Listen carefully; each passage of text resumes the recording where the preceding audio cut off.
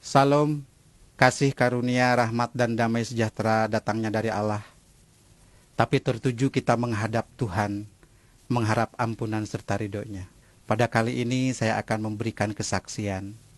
Nama saya Hirman Pasa, berasal dari Kota Kembang, Bandung. Pada saat itu saya menganut agama Islam karena turunan dari orang tua dan nenek moyang saya.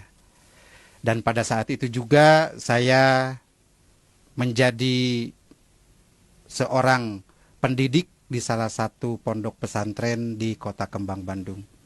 Jadi pada saat itu saya sakit jantung, bahkan saya harus dirawat di rumah sakit Bromeos, Bandung. Dokter memutuskan saya harus dioperasi karena pada saat itu jantung saya bocor dan jantung saya itu udah biru sebelah. Nah, pada saat itu masih menganut agama Islam. Nah, di samping saya itu ada satu pasien jantung juga, cuman itu orang Kristen. Yang nunggunya itu ibu-ibu setiap pagi, setiap siang, sore, bahkan setiap malam suka menyanyi dan memberikan doa kepada pasien itu. Seperti mana pujiannya? Seperti ini.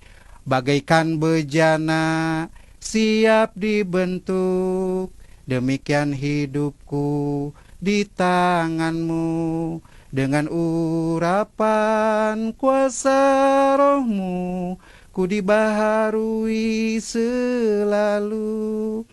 Begitu saya mendengarkan nyanyian itu, alunan suara si ibu itu, jadi saya itu agak tenang.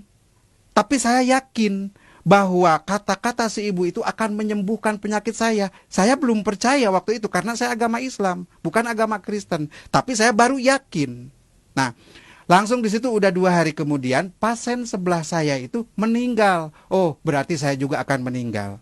Karena orang jantung itu jarang hidup kembali kalau udah masuk ICU. Tapi saya waktu di dalam ICU itu sadar tetap gitu, mendengarkan pujian si ibu. Nah, udah langsung gitu saya bilang, Bu, tolong doakan saya, Bu. Si ibu jawab, Pak, saya orang Kristen, kan Bapak orang Islam. Saya bilang, gak apa-apa, yang penting saya sembuh, Bu. Didoakan, langsung si ibu itu naruh tangan di dalam dada saya sambil berdoa, di dalam nama Tuhan Yesus Kristus kamu akan sembuh. Di situ penyakit saya itu bukan hilang, tapi rasanya agak sedikit mengurang. Langsung di situ saya diputuskan sama dokter itu harus dioperasi. Pada saat itu 2 hari kemudian langsung pasien sebelah saya itu meninggal. Wah, saya juga bakal meninggal gitu pikiran saya, karena di sebelah saya itu dia meninggal. Nah, udah 2 hari kemudian saya pas jatuh mau dioperasi, si ibu itu datang kembali. Kata si ibu itu kepada saya, Pak, jangan takut, harus tenang, Tuhan pasti tolong.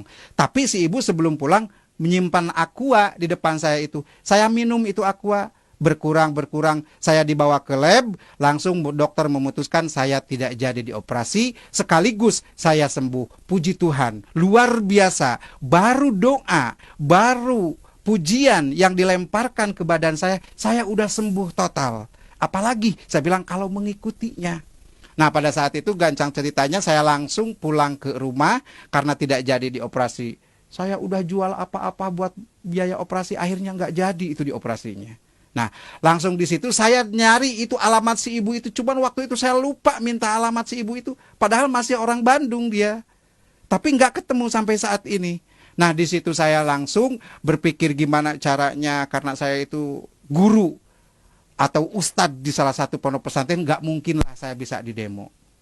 Nah, udah begitu langsung saya bisa ada hubungan kemana-mana. Langsung ada ngasih nomor kontak satu pendeta yang berasal dari Jakarta. Langsung saya menuju. Pada saat itu saya udah mengerti gitu ajaran-ajaran Kristen, tapi saya belum total.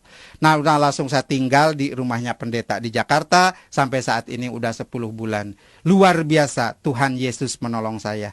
Ada satu kenikmatan yang mengikuti ajaran Tuhan Yesus Kristus. Ada satu keistimewaan yang kita rasakan pada saat kita dibaptis. Saudara pernah dibaptis? Apa yang rasakan saudara pada dibaptis itu? Pengalaman saya waktu saya dibaptis. Saya dibaptis oleh 2 pendeta. Ya, langsung begitu turun, masuk ke kolam baptisan, saya dibaptis. Begitu ditenggelamkan, saya katanya pingsan. Padahal saya bukan pingsan, dibawa salah satu orang, tapi yang saya nggak kenal, ke satu tempat yang luar biasa indahnya. Burung-burungnya, air-airnya, taman-tamannya indah sekali. Nah, pada saat itu saya pingsan katanya karena waktu dibaptis itu. Nah, di situ saya sama satu orang yang tidak dikenal itu dikasih kenang-kenangan atau dikasih bingkisan, sampai saat ini belum ketemu. Apa sih artinya itu? Nah, udah begitu langsung saya, namanya pendeta yang satu udah agak tua, yang satu juga walaupun muda dia gemuk, saya badan gede, langsung ditarik dari kolam baptisan ke atas karena saya pingsan, ya kayak ngangkat karung gitu, duk gitu kan. Jadi badan saya itu biru semua. Nah, puji Tuhan, begitu saya sadar, begitu saya siuman dari pingsan, saya mencari barang yang dikasih orang yang tidak dikenal itu, tidak ketemu. Saya tanya kepada semua orang di situ, pada bengong semua. Jadi apa sih yang berbentuk buku bukan, berbentuk Alkitab juga waktu saat itu saya belum mengenal benar. Nah, langsung saya setelah itu, setelah dibaptis, langsung saya kembali lagi ke rumahnya Pak Pendeta. Jadi sampai saat ini saya sudah 10 bulan di rumahnya Pak Pendeta. Luar biasa Tuhan menolong saya. Cobaan, kritikan dari keluarga, bahkan sekaligus saya dibuang dari keluarga, bahkan istri tercinta satu pun minta dicerai, anak pun sampai saat ini tidak ada komunikasi dengan saya. Tapi bagi saya nggak apa-apa. Yang penting saya punya Bapa, yang penting saya punya juru selamat. Karena waktu di dalam dulu itu tidak ada juru selamat. Ada juga syafaat. Ya, kalau syafaat itu kalau orang mau syafaat, di syafaat kalau juru selamat itu beda. Semua orang mengikuti dia pasti jalan, mungkin ini yang dinamakan Shirathul Mustaqim. Jalan kebenaran. Saya pernah pernah membaca di dalam satu kitab Tizan Daruri. Kalau di dalam Islam itu tauhid. Ya, kalau di dalam Kristen itu adalah teologi, ketuhanan. Di situ di dalam Tizan dikatakan la ilaha illallah iku maujud, la ilaha illallah iku ma'bud. Kalau orang di masjid kan suka baca itu. La ilaha illallah, tiada Tuhan selain Allah, iku maujud, yang berbentuk. La ilaha illallah iku ma'bud, tiada Tuhan selain Allah kecuali untuk diibadahan. Jadi kita ibadah itu kepada Tuhan yang berbentuk wujudnya. Harusnya. Jadi namanya wujud berbentuk itu bisa dilihat, bisa diraba, itu berbentuk, itu wujud. Sedangkan dulu saya itu ibadah kepada Allah. Mana Allahnya itu nggak ada. Karena di dalam Al-Quran dikatakan Allah itu tidak punya tempat. Bukan di aras, bukan di surga, bukan di neraka. Tuhan itu laisa kamitslihi syai'un di dalam Al-Quran. Tidak ada satu tempat pun untuk Allah. Sedangkan Tuhan itu di dalam kata lafaz tauhid itu berbentuk mauzud. Nah, di situ, jelas. Jadi sedikit-sedikit sampai saat ini saya menggali bahwa inilah jalan kebenaran. Luar biasa, Ibu, Bapak, Saudara. Isa Al-Masih, juru selamat kita, itu adalah untuk menyelamatkan kita. Saya sudah 11 bulan berjalan mengikuti Tuhan Yesus Kristus atau Isa Al-Masih. Saya minta dukungan dan doanya.